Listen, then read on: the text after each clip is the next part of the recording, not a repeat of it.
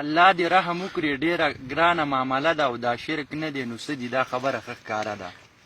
او مشرکه که بوتان ځان له خدایان نیولي دي او مسلمو هر مراد له باباګان نیولي دي. پلانی بابا له ورشه ننکۍ دې پې جوړېږي، دې بل بابا له ورشو که غوږونه دې خوږېږي او په لاسو خپو کو باد وي د دې بل سره جوړېږي.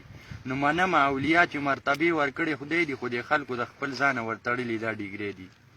څوک لاړ شي باباګانو له څاروي به تېنه غواړي، څوک وایي کور مې نشته دی بچي به تېنه غواړي، څوک وایي بېروزګار یم نوکري به تېنه غواړي، او څوک وایي دولت را نغدي بیخي به تېنه غواړي. نو یو کس دربار کې ناست و داسې رورو ګوڼېده او چې غوږ مې ورته کېښود واده یې ترې غوښته. یو څو ښځې راغلې وې د عمر نه پخې وې، په چغو باندې سر غورځولې یې بورقې وې، چې خیال مې ورته وکړو بس د کوپر نظارې وې او چاپېره دې زیارت ته په سجده باندې پرتې وې. څه بل شان عجیبه غوندې سوالونه یې کول او د قبر چې څه کاڼي و دیو ځان پورې مږلو.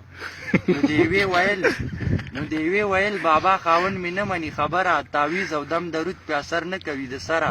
دې بلې وې زما هم د خاوند نه کېږي یاره، او دا کور تېنه خالي که چې بیا ګرځم بې خطره. نو د دې نه کونډه ښه یم بابا وایي که څه غم او که دا کار دې ونه کړو کرامات دې نه منم.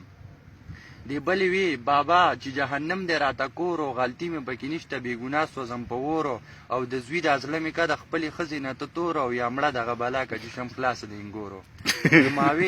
نو ماوې خانه دا سوال دې د کوو قابل خو نه دی، او یې ترورې دا بابا دی اجرتي قاتل خو نه دی. دا ښځې چې انګاره بیا په لار مشغولېدلې، یو بل سره یې خپلې مسلې بیانولې. د یوې ویل بېګا مې ټوله شپه خپې خوږېدلې او سهار وختي خو ځکه دې بابا له وم راغلی. نو دې بلې وې ساده ښځې د ده کار خو بدل دی، دې نورو مسلو لري د خپو بابا خو بل دی. ډېر ښه جونیر ډېر ښه.